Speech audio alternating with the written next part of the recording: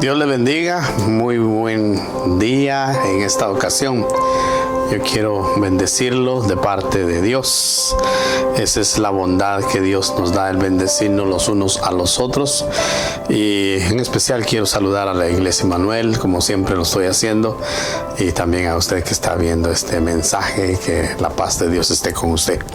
Hoy voy a hablarle a aquel que es nacido de nuevo, al que ha confesado a Cristo Jesús como su Salvador, así como usted y yo. Al cristiano, aquel que ha declarado a Cristo como su Salvador personal. Y quiero decirte una cosa: asegúrate de vivir cada día de acuerdo a la voluntad, en agradecimiento a Dios.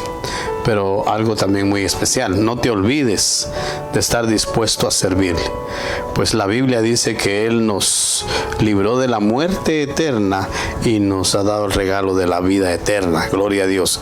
Jesús fue quien con su sacrificio en la cruz del Calvario venció a la muerte y nos dio la esperanza de vida que ahora tenemos nosotros.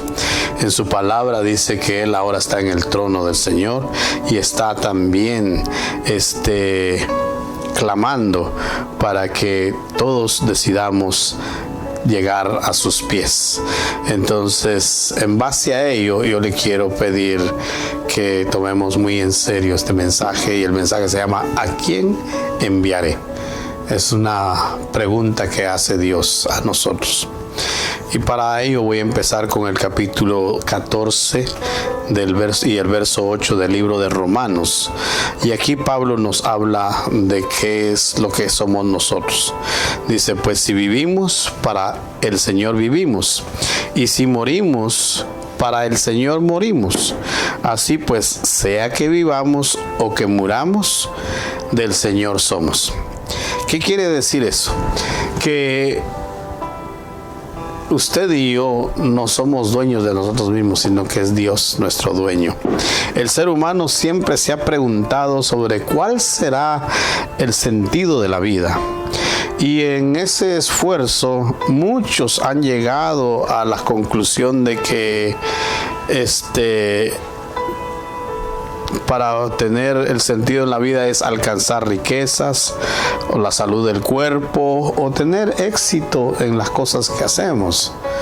Pero déjeme decirles que esas son conclusiones erradas, y lastimosamente esta manera de pensar se ha trasladado al pueblo creyente, pues creemos y consideramos que es correcto que al ser salvos vamos a tener riquezas, vamos a tener salud, vamos a tener éxito empresarial. Pero yo le quiero decir que la vida cristiana es mucho más que eso. No son cosas de acá, son cosas de allá arriba del Señor. El apóstol Pablo, cuando estableció y dio a entender esa necesidad universal de la justicia divina y la provisión de ella en los capítulos anteriores al capítulo 12, ahora en este capítulo 12 de Romanos nos enseña cómo debemos de vivir en la justicia maravillosa de Dios, de Cristo Jesús, la cual, gracias a Él, hemos tenido su bondad gratuitamente. Luego debemos de entender que Dios quiere que nuestra vida esté relacionada con el Señor. Por eso les quiero decir de que nosotros no debemos de pensar como piensa el mundo, porque el mundo dice: yo quiero hacer lo que quiera con mi cuerpo, al final de cuentas es mío. Y hace un momento leímos que no es nuestro, es de Cristo Jesús. Por eso nosotros los cristianos debemos de entender de que la justicia de Dios llega a tal punto de que requiere nuestra santidad. Por lo tanto, nunca debemos de usar nuestro cuerpo como un instrumento de pecado. O sea, pues que debemos estar dispuestos a ponerlo al servicio de Dios. Y Él nos dio una orden allá en la Gran Comunión, al final de los capítulos de los evangelios. Habla precisamente de que Él desea que usted y yo llevemos a cabo la gran comisión, lo cual es ir a predicar su evangelio a todas aquellas personas que no lo conocen, a todo el mundo, dice la palabra de Dios. Ahora mi pregunta: ¿Tú estás dispuesto?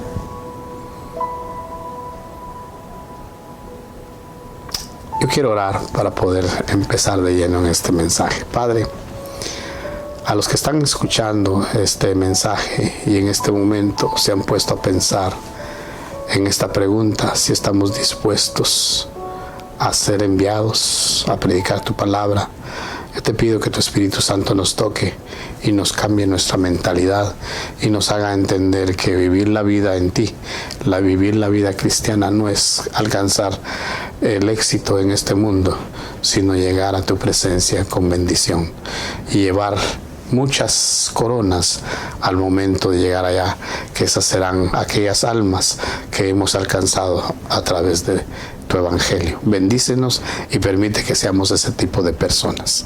En el nombre de Cristo Jesús. Amén.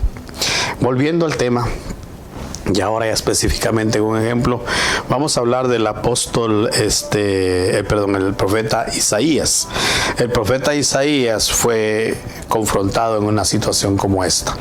Y vamos a leer Isaías capítulo 6, versos 6 al 8, y dice: y voló hacia mí uno de los serafines, teniendo en su mano un carbón encendido, tomado del altar con unas tenazas, y tocando con él sobre mi boca, dijo: he aquí que esto toca tus labios y es quitada tu culpa y limpio tu pecado. Después oí la voz del Señor que decía: ¿a quién enviaré? ¿A quién o quién irá por nosotros? Entonces respondí yo: heme aquí, envíame a mí. Preciosa palabra del Señor. Gloria a Dios. Isaías, en los previos capítulos, en los previos versículos a estos que hemos leído, dice que él en visión vio a Dios, vio a Jehová, y dice que vio a los serafines ahí con él.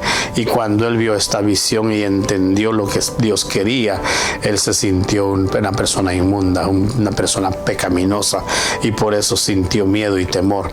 Y a raíz de eso dice que vio a este serafín que se le acercó y con ese carbón encendido le dijo: tu culpa ha sido quitada. Y él, en agradecimiento a eso, no la pensó dos veces, no sabía ni a qué se estaba comprometiendo con Dios. Sencillamente dijo: heme aquí, envíame a mí. Entonces, ¿qué le quiero decir con esto? De que Dios está esperando personas como este profeta, que tengamos el mismo sentir. Este texto se llama el llamado de Isaías a ser un mensajero de Dios. Lamentablemente, lo digo con mucho temor y con mucho cuidado, la iglesia actual se está enfriando y no se da cuenta de lo que está sucediendo alrededor de ella. Las almas se están perdiendo y no hay almas que sientan dolor, no hay almas cristianas que sientan el dolor ante esta causa que Dios está poniendo en nuestras manos. Actualmente sabemos que al día de hoy, en la pandemia que nos ha afectado a todo el mundo, 7.825 millones han sido ya contaminados alrededor del mundo, y de esos 430.582 han muerto. Y el que lleva la puntera en esto es Estados Unidos. Pero hay una pregunta: no sabemos cuántos de ellos murieron sin Cristo en su corazón. Tal vez uno de ellos pudo haber sido algún familiar suyo, tal vez algún conocido, algún vecino, alguien que estaba a nuestro alrededor, y quizás tuvimos la oportunidad de llevarle el mensaje de la palabra de Dios, llevar el evangelio, y no lo hicimos. Y esta es la frialdad espiritual ante la situación que estamos viviendo. Ante eso, usted y yo debemos de reflexionar y decir: bueno, ¿cuál es mi posición? Miren lo que dice Pedro, segunda de Pedro, la segunda carta de Pedro, capítulo 3, 9, dice: el Señor no retarda su promesa, según algunos tienen por tardanza, sino que es paciente para con todos nosotros, no queriendo que ninguno perezca, sino que todos procedan al arrepentimiento. Esto habla de la segunda venida de Cristo, y no es que Él esté tardándose en venir, sino que Él quiere que usted y yo hagamos la obra, para que todos los que son del Señor accedan a este llamado. Entonces, Cristo vendrá. y Él vendrá como juez. Pero más sin embargo, dice la palabra de Dios, que nuestro Padre Celestial es paciente y misericordioso y está retrasando el retorno de su Hijo. Jesús espera que todos los incrédulos tengan tiempo para creer y convertirse en Él. La voluntad de Dios es la salvación en Cristo Jesús y no la eternidad en el infierno para todos nosotros. Esa es la razón. Ahora, ¿cuál es el dolor que tiene Dios en el corazón? Es porque las almas se están perdiendo. Es porque no hay a quien enviar. Aún hasta el día de hoy se cumple la palabra que dice que la mies es mucha y pocos somos los obreros. Es necesario tomar la decisión de servirle a Dios. Y también porque la iglesia está distraída en las cosas de este mundo. Hoy en día, y gloria a Dios por eso, se levantan muchos ministerios de alabanza en todo el mundo, y gloria a Dios por eso. No está mal. Tampoco hay mucha gente que le gusta hablar de escatología. Escatología es el término cristiano de la teología, y que se centra específicamente en el estudio de las profecías que habla la Biblia, sobre todo aquellas que no se han cumplido. Todo eso está bien, pero déjeme decirle que es más importante, y lo que se necesita el día de hoy, que el pueblo de Dios provea misioneros que vayan a dar a conocer el Evangelio para salvar a aquellas personas que no conocen del Señor. Eso es lo que debemos de hacer. Ese debe de ser nuestro esfuerzo. La iglesia debe de ser misionera, debe de enviar gente, debe de estar dispuesta a dar a conocer la palabra de Dios en todo lugar y en todo momento.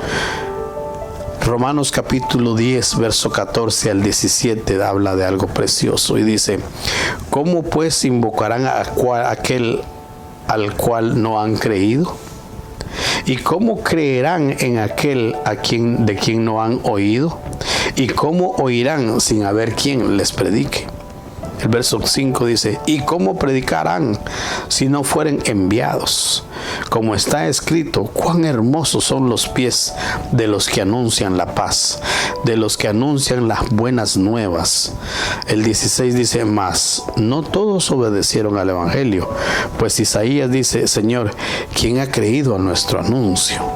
Y el verso 17 dice: así que la fe es por el oír, y el oír la palabra de Dios. Preciosa palabra. Pero ¿qué pasa? Muchas veces los cristianos nos hemos conformado, una vez más digo, y eso no está mal, de gozarnos en la presencia del Señor, de cantar coritos, de vivir una vida sin pecado, pero el problema grande es que queremos vivir todo esto sin compromisos. No queremos que nuestro schedule personal se cambie, no queremos que haya algo más que hacer, sino queremos vivir felices. Eso está bien, pero no es lo que Dios espera de nosotros. Dios lo que espera de nosotros es que vayamos por el mundo y prediquemos su palabra. No permita que el enemigo te engañe, haciéndote entender de que no es necesario que compartas el Evangelio. No, los perdidos necesitan de ti y de mí. Dios alaba a aquel que en su viña se esfuerza. ¿Qué le quiere decir con esto? Que usted y yo debemos de estar dispuestos a predicar la palabra de Dios. Ahora, ¿por qué será que muchos no sienten el dolor que Dios siente? Porque estamos ocupados en nuestras cosas, en lugar de estar ocupados en las cosas del Señor. Hay una palabra donde Jesús dice, en una ocasión cuando él tenía solamente 12 años y no estaba con sus padres, en una caminata que llevaban, y dice que regresaron y lo andaban buscando y lo encontraron en una sinagoga hablando. Y entonces él les dice: ¿por qué me buscáis? Capítulo 2 verso 49 de San Lucas. ¿Por qué me buscáis? ¿No sabéis que en los negocios de mi Padre me es necesario estar? Jesucristo nunca se desvió de su plan redentor. ¿Por qué? Porque siempre se mantenía ocupados en los negocios de su Padre. Esto, como le dije hace un momento, aún siendo un jovencito. Hoy en día, esto es al revés. Nosotros nos desviamos para no estar en los negocios de nuestro Padre Celestial. Y la palabra de Dios allá en Mateo 6:33 dice: mas buscad primeramente el reino de Dios y su justicia, y todo lo demás vendrá por añadidura. Esto es una realidad. Nosotros debemos de ocuparnos en las cosas de Dios y Él se va a ocupar de nuestras necesidades. Y le aseguro que salimos ganando. Pero la condición de la iglesia hoy en día es que se puede comparar a una parábola que el Señor dio de la gran cena. Y esta está en el capítulo 14 de Lucas, verso 17 al 20. Y mire lo que dice, una palabra preciosa. Dice, y a la hora de la cena envió a su siervo a decir a los convidados, venid, ya todo está preparado. Qué precioso llegar a un lugar donde ya todo está preparado y usted es servido inmediatamente. Y dice que todos aquellos que habían sido convidados, el verso anterior, el verso 16, con anticipación, habían sido convidados, dice. Estos comenzaron a excusarse. El primero dijo, he comprado una hacienda y necesito ir a verla. Te ruego que me excuses. Otro dijo, he comprado 5 yuntas de bueyes y voy a probarlos. Te ruego que me excuses. Y el verso 20 dice, y el otro dijo, acabo de casarme y por lo tanto no puedo ir. Si vemos la historia de la gran cena, 3 personas fueron las que resaltaron con sus excusas. El primero compró una hacienda, el segundo compró 5 yuntas de bueyes y el tercero se acababa de casar. ¿Qué le quiero decir con esto? En ningún lugar de la Biblia nos prohíbe que hagamos ninguna de estas 3 cosas. El problema no es ninguna de ellas, sino que el problema es que cada uno de los excusados le dio prioridad a estas cosas antes de darle prioridad a las cosas del Señor. Estos ya habían sido convidados anteriormente, eso lo dice el verso 16. El primer excusado, miren lo que dice, la persona que compró una hacienda y que iba a verla. Le puedo decir algo, nadie va a comprar una hacienda, nadie va a comprar una finca, nadie va a comprar un terreno o un bien inmueble, hacer una gran inversión y sin antes ver los pros y los contras de esta inversión, y porque no es un negocio sencillo, hay que pensarlo y esto requiere de una fuerte inversión. Entonces, lógicamente, antes de comprarla, uno tiene que ir a observar todas las cosas que hay ahí. No puede uno comprarla y después ir a visitar, ir a verlo. Lamentablemente así andamos ahora, dándole el primer lugar a nuestros negocios en el mundo, en vez de dedicarnos a los negocios del Señor. ¿Qué le quiero decir esto? Es importante, es cierto, hacer las cosas del mundo, pero es más importante ver las cosas de Dios. Este señor le dio más importancia a su hacienda y en vez de ir a la cena que ya estaba preparado para él. Miren lo que Pedro dice en capítulo 18, verso 28. Entonces Pedro dijo al Señor, nosotros hemos dejado todas nuestras posesiones y te hemos seguido. Aquí estaba Pedro y los discípulos hablando con el Señor. Y ellos, usted y yo sabemos que tanto Pedro como sus hermanos y otros discípulos eran grandes empresarios en aquella época. Tenían por lo menos una barca, y una barca era una gran inversión para esa entonces. Y ellos dejaron todo por seguir al Señor Jesús. Ahora veamos al segundo que se excusa. Esta persona dice que había comprado 5 yuntas de bueyes, o sea, 10 bueyes. En aquel entonces, esta era una gran inversión también, aún en la actualidad, es una gran inversión. Este invitado parece ser como pariente del primero, ¿verdad? Porque ambos andaban en los mismos, en sus propios negocios. Y yo podría decir algo más, ambos mentirosos, porque estaban excusándose con una excusa que no tenía razón de ser. ¿Por qué le quiero decir de esto? En vez de 5 yuntas de bueyes, veamos que en la actualidad usted va a darse el lujo de comprar 5 vehículos nuevecitos, 5 vehículos de agencia.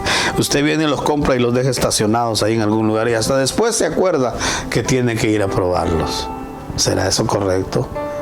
Cuando una persona compra un vehículo, primero puede verlo, hay un test drive que se llama, un tiempo para irlo a probar y ver si conviene, y uno mira todas las condiciones en que está el vehículo y luego después decide comprarlo. No va a ser una persona incauta que va a comprar, imagínese, un lote de vehículos y dejarlos por ahí parqueados un buen tiempo y se recuerda, tengo que ir a probarlos. En vez de ir a la cena del Señor, él decidió poner esto como excusa. La palabra de Dios en Marcos capítulo 8:36 dice, porque ¿qué aprovechará el hombre si ganare todo el mundo y perdiere su alma? Hay que poner atención de que es buscar a Dios primero, porque lo de acá, aquí se va a quedar. Se lo aseguro que aquí se va a quedar. No pueden meterle sus cosas que usted ha acumulado en la vida en su ataúd. No cabrían y tampoco se haría. Amén. El tercer excusado. La Biblia dice que esta persona se acababa de casar. Y como que si esto fuera un impedimento para que atendiese a la invitación de la gran cena, se acababa de casar. No estaba preso, ni tampoco estaba en un hospital para poner una excusa que valiera la pena. Él le dio preferencia a su matrimonio antes que al Señor. ¿Qué le quiero decir con esto? Que así andamos muchas veces nosotros dándole preferencias a las cosas del mundo y no a las cosas de Dios. Lucas 18:29 y 30 dice, de cierto os digo que no hay nadie que haya dejado casa o padres o hermanos o mujer o hijos por el reino de Dios, que no haya de recibir mucho más en este tiempo y en el siglo venidero la vida eterna. ¿Qué le quiero decir con esto? Dejemos de hacer excusas, dejemos de estar poniendo cosas antes que a Dios. Dios merece el primer lugar en nuestras vidas y Él desea que nosotros estemos dispuestos, así como lo hizo el profeta Isaías, y decir, heme a mí, heme aquí, envíame a mí. Muchos de nosotros decimos, heme aquí, envíalo a Él. No, debe de ser yo el que me comprometa delante de ti, Señor. ¿Por qué? Porque ante estas circunstancias especiales que estamos viviendo, es necesario apoyar a aquellos que son enviados, aquellos que van a llevar la palabra de Dios a lugares extraños, remotos. Hay otra cosa bien, también posiblemente por circunstancias especiales de salud o condiciones que usted no puede ir personalmente, pero puede apoyar a la obra misionera. Esa es una manera de apoyar también. Puede apoyar en oración, puede estar dispuesto a apoyar a aquellos que salen a predicar la palabra de Dios. Ahora que vamos a volver en el nombre de Dios a podernos reunir. Fíjese que la palabra de Dios dice que no dejemos de congregarnos. Congregarnos quiere decir estar unidos, estar juntos. Este virus nos ha separado, pero no ha logrado destruir la obra de Dios. Porque ahora en las casas ha habido más deseo o más compromiso de leer la palabra de Dios. Pero ya se acerca el tiempo en el nombre de Dios de que vamos a regresar a nuestro culto. Tal vez no de la manera como lo hacíamos antes, pero no seamos ese tipo de cristianos que ya me acostumbré a estar en casa, ya me acostumbré a recibir el mensaje por este medio. Esto lo estamos haciendo porque es una circunstancia especial, pero la palabra de Dios dice que debemos de congregarnos. Posiblemente usted tiene pena de que se va a contagiar, pero créame que todos estamos recibiendo información correcta para poder prevenir esos contagios. Y no seamos más personas de excusas, porque le aseguro que muchos tuvieron la bendición de seguir trabajando aún durante la pandemia y hemos estado expuestos, pero la mano de Dios nos ha cubierto. Y así como nos ha cubierto aquí, nos va a cubrir en la iglesia. No se quede en casa cuando empecemos, porque Dios quiere que su pueblo siga adelante y que su palabra no se detenga, sino que la sigamos dando a conocer al mundo entero. En el nombre de Cristo Jesús, mi recomendación es esa. Quiero terminar con una oración. Padre Celestial, yo te doy las gracias por darme la oportunidad de predicar tu palabra, que a pesar de las circunstancias no hemos bajado la guardia, porque sabemos que el llamado ha sido tuyo y el compromiso es nuestro. Por lo tanto, yo te pido, Dios mío, aquellos hermanos, aquellas personas que han escuchado este mensaje, que pongan la parte que les corresponde, el compromiso de servirle al Señor, porque eso es lo que tú buscas en nosotros, que demos fruto y fruto que abunde. Por lo tanto, mi Dios, bendice a aquellos que han tomado la decisión, y que esta decisión no sea temporal, sino que sea una decisión hasta que tú nos lleves a tu presencia, Señor. En el nombre de Cristo Jesús. Amén y amén. Que Dios le bendiga.